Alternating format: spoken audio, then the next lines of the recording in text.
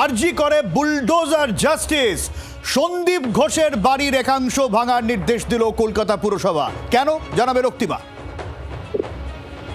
দেখো, তোমাকে জানিয়ে রাখি, কলকাতা পুরসভার তরফে একটি অর্ডার জারি করা হয়েছে। সেখানে বলা হচ্ছে 2024 সালে এই বাড়ির বিরুদ্ধে অংশুমান বলে এক ব্যক্তি তিনি অভিযোগ করেছিলেন এবং সেই অভিযোগের ভিত্তিতেই পুরসভা সেখানে এনকোয়ারি করে, সেখানে করে দেখা যাচ্ছে সেই অভিযোগ সত্যি এবং সেই সত্যির ওপর নির্ভর করেই বাড়ির 3টি ইললিগাল কনস্ট্রাকশন সেটা ভেঙে যাওয়ার নির্দেশ দেওয়া হয়েছে কলকাতা পুরসভার তরফে।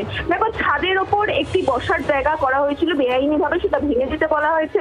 লিফটের মেশিন রুমে যে যাওয়ার যে জায়গা, সেখানে ছাদের ওপর সেখান থেকে সিঁড়ি বানিয়ে দেওয়া হয়েছিল, সেটাও ভেঙে ফেলার নির্দেশ দেওয়া হয়েছে এবং দ্বিতীয় তলায় দরজার জায়গায় নতুন করে ইটের দেওয়াল নির্মাণ করা হয়েছিল, সেই অংশ ভেঙে ফেলার নির্দেশ দেওয়া হয়েছে। দেখো, পুরসভার নোটিশে স্পষ্ট করে বলা হয়েছে নোটিশ পাওয়ার পর 45 দিনের মধ্যেই অতিরিক্ত অংশ ভেঙে ফেলতে হবে এবং আরো দেখো উল্লেখ করা হয়েছে যে কলকাতা মিউনিসিপাল কর্পোরেশনের যে বিল্ডিং রুল 2009 সেই তার 133 ও 134 নং বিধি লঙ্ঘন করা হয়েছে এবং তার জন্যই এই 3টি অংশ ভেঙে ফেলার নির্দেশ দেওয়া হয়েছে। 401